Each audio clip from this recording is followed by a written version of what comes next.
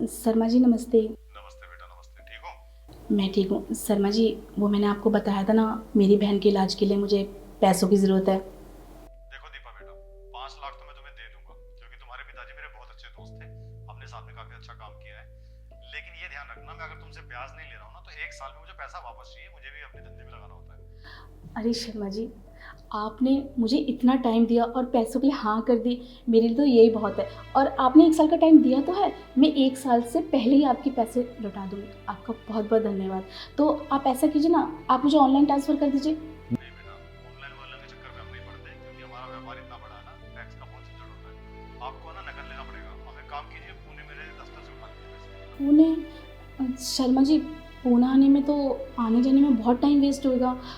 आप कैसे भी करके हमें ऐसे ही यहीं से अरेंज करा दीजिए ना। देख बेटा, अगर कोई मेरा बंदा, कोई भी लड़का अगर दिल्ली आ रहा होता ना, तो पैसे भिजवा देता, पर आपको आना पड़ेगा बेटा। समझो बात को, अगर जरूरत हो तो ले जाओ।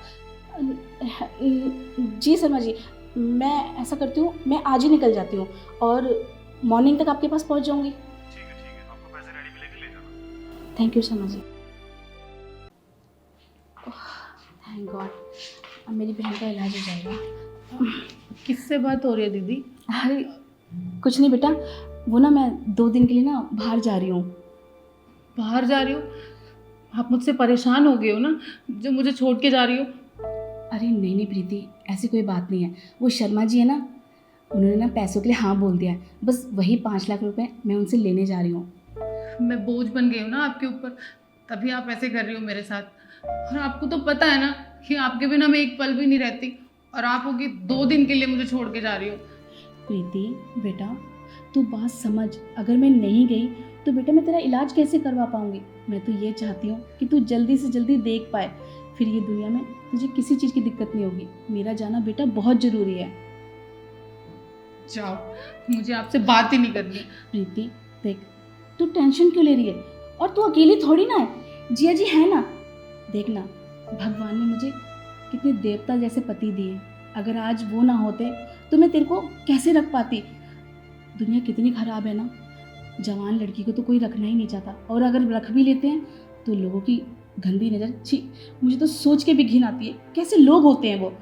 पर तेरे जिया जी चीज़ तो अपने बच्चे की तरह समझते हैं, कितना प्यार करते हैं। और उन्होंने पता है क्या कहा है कि तुम टेंशन मत लो, हम धीरे धीरे सब कर्जा उतार देंगे। कुछ भी बोलो आप दीदी, मैं नहीं मानने वाली आपकी बात। कितने भी बहाने लगाओ, मैं नहीं मानूंगी। मुझे कुछ नहीं सुनना, मैं जा रही हूँ।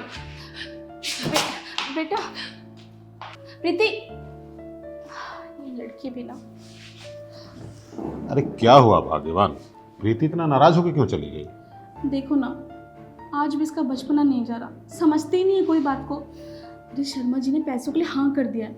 क्या शर्मा जी पैसा देने के लिए तैयार हो गए हैं? अरे ये तो बहुत अच्छी बात है। एक काम करता हूँ, मैं जाके पैसे ले आता हूँ। अरे नहीं नहीं, आप नहीं जा सकते। मेरे पापा के ना वो बचपन के दोस्त हैं, अच्छा। और वो सिर्फ मुझे ही पैसे देंगे। ठीक है, वो आपको भी जानते हैं, लेकिन हमारा लेन देन पुराना है ना, तो मुझे ही जाना पड़ेगा। आप ऐसा कीजिए ना, आप प्रीति को संभाल लेंगे 2 दिन, मुझे 2 दिन लगेंगे। समझ तो रहा हूँ, लेकिन तुम्हारे बिना 1-2 दिन काटना मेरे लिए मुश्किल हो जाएगा। आप कितने अच्छे इंसान हैं। आपसे शादी करके तो मेरी किस्मत धन्य हो गई। आप मेरे साथ साथ मेरी बहन का भी कितना ख्याल रखते हो। बस आप 2 दिन के लिए संभाल लेना, मैं जाके जल्दी आ जाऊंगी पैसे लेके। देखो, 2 दिन मैं रुक तो जाऊंगा, लेकिन मुझे तुम्हारे बिना एक पल भी अच्छा नहीं लगता। मैं जानती हूँ, पर जाना ज़रूरी है ना। उसका इलाज करा देंगे तो वो जल्द से जल्द इस दुनिया को देख पाएगी। ठीक है, लेकिन एक बार रिजर्वेशन करवाया है कि? अरे नहीं नहीं, मैं ना सीधे स्टेशन जा रही हूँ, वहीं से डायरेक्ट करा लूँगी टिकट। और बस आप ना प्रीति और अपना ध्यान रखना, ठीक है? मैं चलती हूँ, वरना बहुत लेट हो जाएगा। ठीक है, अपना ध्यान रखना। आप भी प्रीति और अपना ध्यान रखना। हाँ बिल्कुल।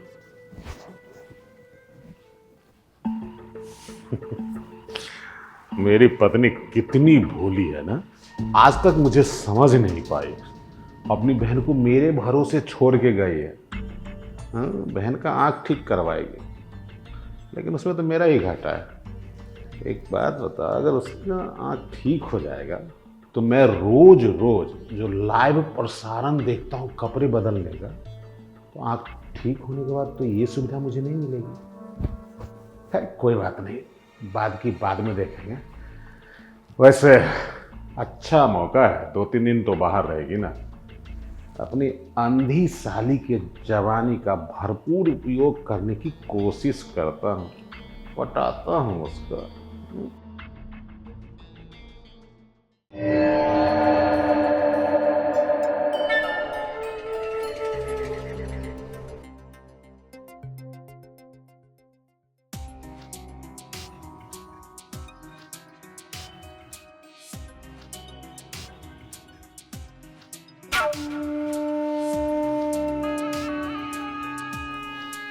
बात है यार, हमारी घर वाली गई है पूना और अपनी चिकनी बहनिया को छोड़ दी है मेरे भरोसे। वो भी अंधी है बेचारी, इसको तो पता ही नहीं कि जीजा जी के मन में चल क्या रहा है।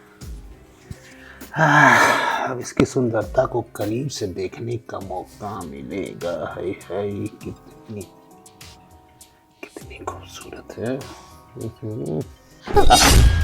कौन? अरे साली साहिबा, घबराती क्यों हो? मैं हूँ आपका जीजा जी। जीजू, आप यहाँ क्या कर रहे हैं? वो क्या है ना कि तुम्हारी बहनिया जो है हमको जिम्मेवारी दे के गई है कि प्रीति का रखवाली करने के लिए। बस मैं ये देखने आया था कि तुम्हें किसी तरह की कोई दिक्कत तो नहीं है ना। नहीं, मुझे कोई दिक्कत नहीं है। और सुनो प्रीति, तुम घबराओ मत। भले ही तुम्हारी दीदी बाहर गई है, लेकिन मैं हूँ ना। और एक बात बताऊँ, अब तो पैसे का भी इंतजाम हो गया है, तुम्हारे आंखों का भी ऑपरेशन हो जाएगा, उसके बाद तुम्हारी शादी हो जाएगी, मतलब तुम दूसरे घर चली जाओगी। इस बात से तो तुम खुश हो ना? हाँ, मैं खुश हूँ। दीदी मेरे लिए इतनी मेहनत कर रही है। इतना भेदभाव क्यों? अरे तुम्हारी दीदी तुम्हारे लिए मेहनत करती है, वो तो तुम्हें दिखाई दे गया, और तुम्हारे जीजा जी जो तुम्हारे लिए करते हैं वो नहीं दिखाई दे रहा तुम्हें? मतलब जीजू, मैं समझी नहीं। देखो, मैं समझाता हूँ। मैंने तुम्हें अपने घर में आसरा दिया है, रहने को दिया, और कुछ पैसा उसा भी नहीं लेता हूँ। तुम्हारी आंखों का ऑपरेशन भी करवाने जा रहा हूँ।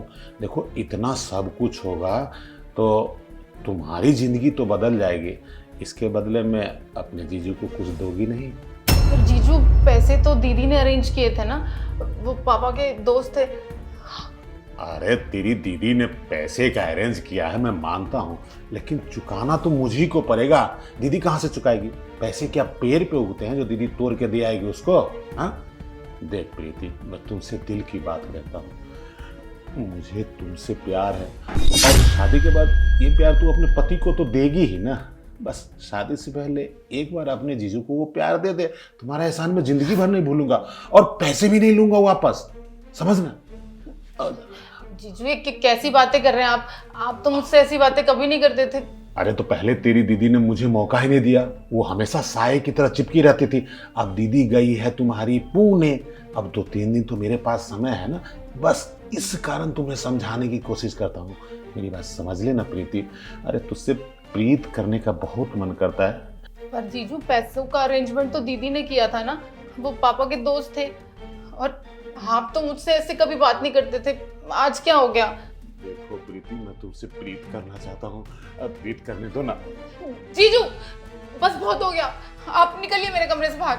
अच्छा, तो ये तुम्हारा घर है? भूल गई कि मेरे घर में रहती हो और मुझे ही मेरे घर से भगाना चाहती हो?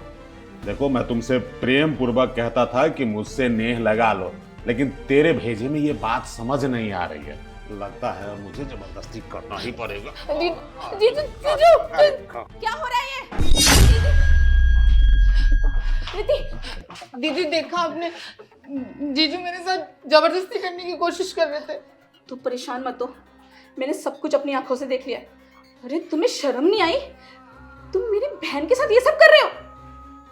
अरे दीपू, दरअसल बात ये है कि तुम अपनी बहन को छोड़ के पुणे चल गई और खाना बनाना भूल गई, तो मैंने इसके लिए मनपसंद पुलाव बिरयानी बनाया था। मैंने प्रीति को बोला कि चलो हम दोनों मिलके खा लेते हैं, और ये अंधी है ना, तो इसको मैं सहारा दे रहा था किचन में ले जाने के लिए।